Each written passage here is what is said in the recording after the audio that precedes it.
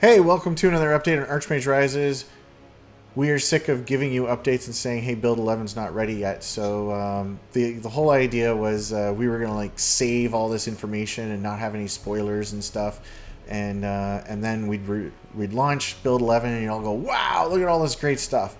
But we have run out of different ways to say it's not ready yet, so we decided to scrap that plan and just show you the stuff that's going to be in build 11 as we work on it.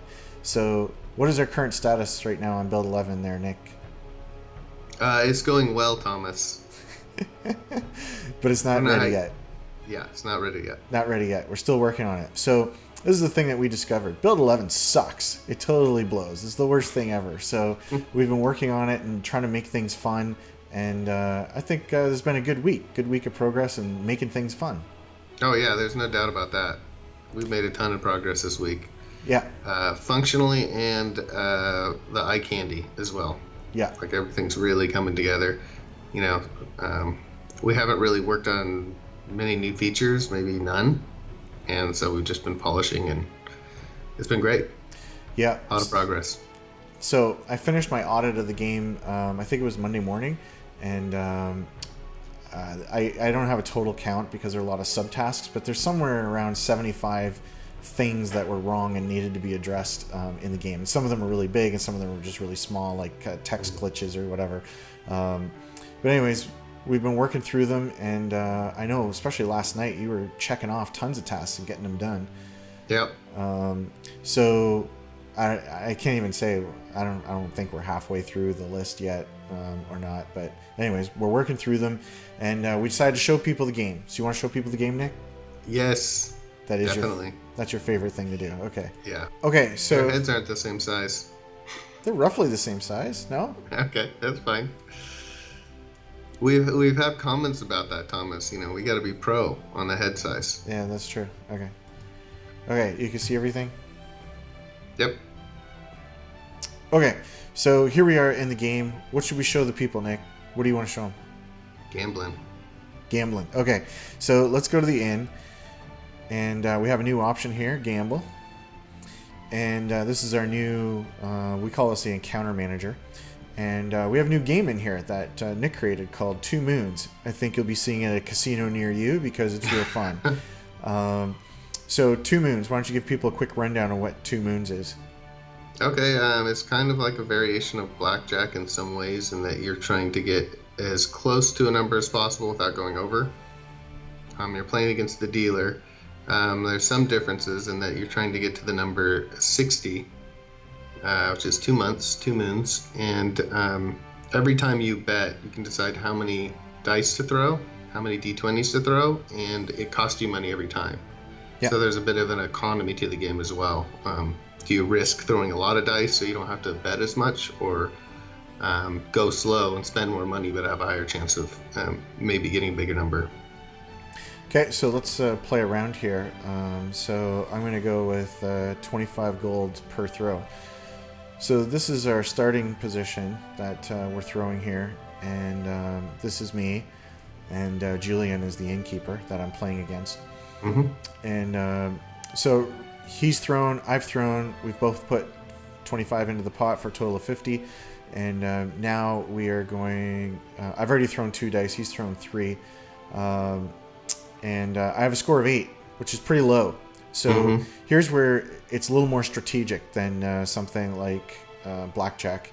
So it cost me 25 to throw dice, but I can throw up to 4 dice. And I'm trying not to break 60. So I'm going to go with throwing 4 dice at 25. That's risky. I'm doing it. I love how the dice bounce off each other. That's great. Look at that! Look at that! Oh, man. Yeah, 58. Okay, so... Yeah. I should throw one more and see if I actually get 60. No. No. So I've wagered 50. He's wagered 50. And now I'm going to stand at 58, and we'll see what happens. And every time, And I win. 150 G. 150 gold for me. The interesting thing is that he had to throw a few times, so you only bet 50, and he bet 100, so you ended up... Yeah. It was pretty efficient game. Okay, there. Let's play again. Now that I have my 350 gold, let's do 100 per throw. I'm starting off 17. That's not too great.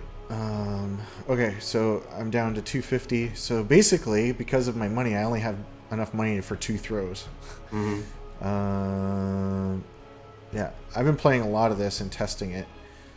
Let's see what happens. No whammy. 44.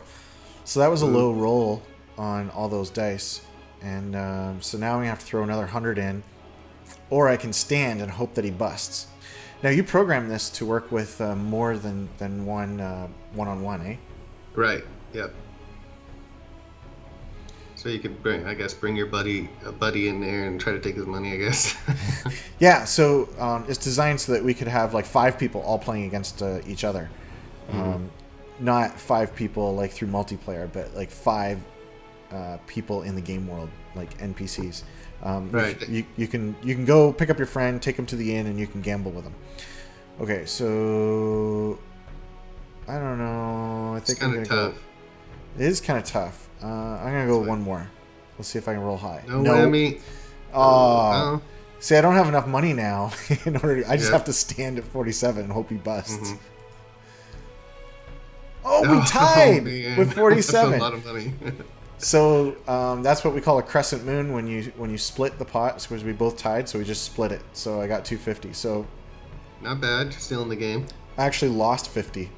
Oh, you did? Through playing that. Yeah, because I had wagered 300 and I got back 250.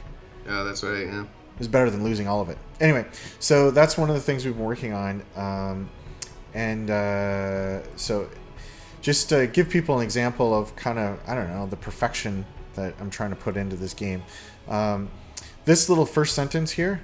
Okay, so we knew we wanted to put something like this in the game, something fun, small, that people can play. It's a way to kind of make some money. Now that we've put it in, you could actually probably survive just by being a gambler going from yeah, inn to if you're inn. lucky. So I was like, hey, Nick, spend a day, at most 2, just making a little game, put it in, right? So he did that. And then it was working, and it was like, oh, we just need to clean up the text. We have to put in like instructions, like how do you play? Just that little bit of work. I spent 8 hours on this, putting in a nicer background, changing the color of the title, making the title a little bit bigger, deciding what the different levels of play are, and then everything in this game is generated. So like this first sentence, how he shuffles over the table, that is generated. How he spins each die to check its balance, that's generated. And then what he says to you, are you ready to play? You're feeling lucky.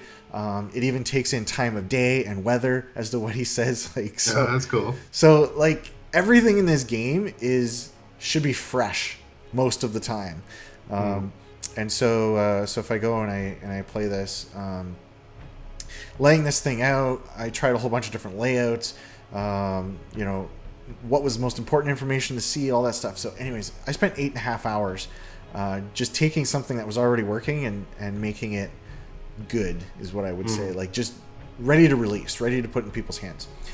Okay, so I'm just going to stand at 20 and lose. Well, also that this money is actually coming out of the inn, so it's possible you could, take all the money of the inn and then they wouldn't have any cash. Just kind of funny. Yep. Okay, so we'll show them the next thing that we've been working on, which is going and exploring different hexes. So one of the things that we found, we're going to go here and... oh yeah, we have people that like walk around. Yeah, we've been putting in lots of graphics and stuff, so if I move this, we'll see the... I don't know that it's any better than my programmer Art Thomas, but... It's true. I mean, Roger's only slightly better than you, Nick. Just slightly. So we can see that there's soldiers patrolling around the town. We got a trader that's moving along between these two towns. So it's pretty cool to be able to see the people moving around. So yeah, we've been putting a lot of graphics. Another screen that's looking pretty good. This screen is showing your best magic skill that you're at. So I'm a storm magic person. Basically, I'm tied with Earth, but it chose storm. So I'm storm magic user. And we go to the magic screen. We can see all the spells. You can view them by school or see all of them. And then We have new artwork in for all of the icons. Roger made them up instead of using the ones we had bought. We have new icons over here for all the inventory. Roger made up all those. We stopped using the WoW ones. The list And just goes on. Yeah, and on. those little spots in the middle are upgrades. Yeah, that you can find and unlock. Mhm. Oh yeah, actually, if I read this, I can't read it. I have to go with someone to read it. Anyway, so we're just refining and polishing everything, trying to make it all release ready. Okay, I'll put the screen away. Just moving around the spells. Like I moved magic missiles today. I moved that to being in the storm spells rather than arcane, and that actually changes the game quite a bit right now, because now if your arcane goes up, only arcane bolt goes up. It's not arcane bolt and magic missile that both go up in damage, and so that spreads out the love a little bit more. Except for the earth one, we don't have any earth spells. But oh well, we're not really working on spells right now. Anyway, so we'll go here, and we have a new exploring thing. So what we had before was this idea that you would explore an area by percentage, and you had to you'd roll, and it would explore a certain percentage of it and stuff. And you had a skill check of 15, and you would pass or you fail. What we found was just super annoying. You just keep clicking the thing, and just roll and roll and roll and roll and roll. And I think I had 5 rolls in a row, and they all failed. And I was like, this is... I don't know how we managed to make die rolling unfun, but we did. Because there's a lot of games like Yahtzee that are purely based around the rolling of dice as being a fun thing, and we managed to squeeze all the fun out of it. So so we changed it up into something that I think is much better. So there's actually nothing here. Is there anything here? If I explore? There might be, I don't know. I don't think so. Anyway, so we explore, and yeah, there's nothing here. I don't know why there's nothing here. Let's try this one. Okay, so now when you go somewhere, you'll see question marks. And those question marks means there's something here, but you don't know what it is because you haven't explored. And so we roll the explore, and it uses your survival skill plus whatever you roll. So I currently have a survival skill 0 and a roll of 15. And so now I've explored 15. So it turns out the thing that was hidden was, I guess, below a 15 in terms of difficulty to find. And so you will go to hexes and you'll see question marks for the things. And you may not have the skill you may not have enough skill in order to see the stuff. So you can come back later when you have more skill, or hire a tracker or someone, and they can help you find the things. And so if I want to try and improve my score here, I can. I can click explore and I can roll again. And it always keeps your highest number. Oh, look, see, I improved it by 3. Yep. So there may have been something between 15 and 18 that now I just discovered. And so you can roll as much as you want or a little bit. And like basic things like there's wood in a forest, you only have to score 5 in order to see that. So we took out all the extraneous rolling. So we also just finished up fishing today, and so I'm going to equip one of my cool fishing poles. So now I've equipped it, so now the fishing option's open. So it tells me here I can go fishing. It uses up 5 stamina, it takes up 6 hours of time. I will get a well-being boost from 0 to 10, and if I'm with other people, if I take someone fishing with me, our relationship will either go down by 10 or up by 25, somewhere in that range. So when I click fish, I can now select the kind of fish which I discovered when I was exploring. So I can fish for mud marrows, and there's a skill requirement of 8 in order to catch that. So I know that going in. And so this is the fishing thing. And so we've changed this up to hopefully have more tension. So a cool breeze blows, the water dances in the light. As you wait, a branch fell on your foot, and then it moved, and you realized it was a brown snake. No! But it slithered away without biting me, so that's good. Then on my line, there was a tug, then another. Wait a bit, and then pull it fast. And now we're doing our fishing check. Boom! Oh, crit. I got a crit on that. So I got a bonus 20 to my roll. That's represented under modifiers. So I got a total of 42. And after a healthy struggle, I pull out a flopping 0.3 pound mud marrow. It's a baby. It's just a baby one. And because I had a fun day fishing and I caught something, my well-being went up by 5. And so if I look down here, here's my mud marrow. And I can go to this...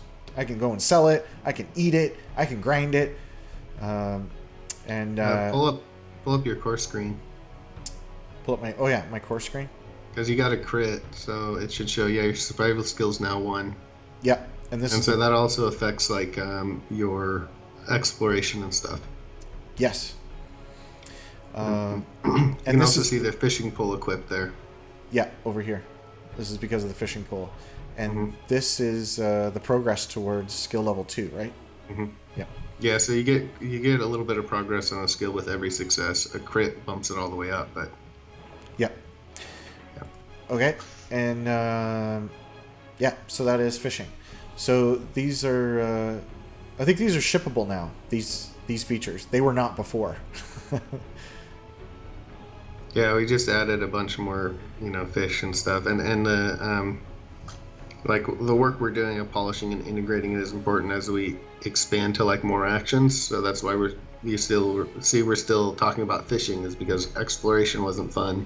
Yeah. Now it's a lot more fun. So once we get that, then we can easily push them up to different skills for role playing reasons and also mechanical reasons. And up here, we show you how many fish there are here. So, right? That's what this is? Yep. There's 29 mud marrows here. So you could fish a spot out. And you're also in competition with the NPCs. Because they're fishing for food and for money too. So a place can get fished out, and then there's no more fish there. But alternatively, you can take a male fish and a female fish, and you can jam them both into some water, and then they'll reproduce. And so you can be an ecologist and go around filling the planet with fish and planting trees and all that stuff. So that's pretty cool that you can destroy the world or you can bring it to life. Okay, so I think that's enough we can show this week of Polish. There's actually more that we've done that we haven't showed, but this video is already long enough. And Nick has to go. He is going to what? Global Game Jam. Because you don't get enough game development on Archmage? Apparently. Because When I working on signed up Archmage? for it a month ago, it seemed like a great idea. And I always think when it comes out, I could have just spent the weekend working on Archmage. But I'm committed. Oh, that's nice. And you said your wife is volunteering too? Yeah, she is. What is she doing there? Moving stuff around, setting stuff up. I don't know. There's a lot of work. There's going to be over 100 people there, so lots of bodies moving around, making messes. Cool. So this is part of Pig Squad, the Portland independent game developers? Yeah. Cool. Yeah. So Global Game Jam this weekend. Everybody's at it except for me. And Everybody's doing it, Thomas. I'll be working on Archmage. But yeah, things are coming along. It's looking really good. We have taken things that were totally unfun and funified them, because that's a word. And, That's right. It is now. It is now. So no crappy build. We're not goblin betters here. We're working really hard. And we will see you soon. Bye. All right. Bye.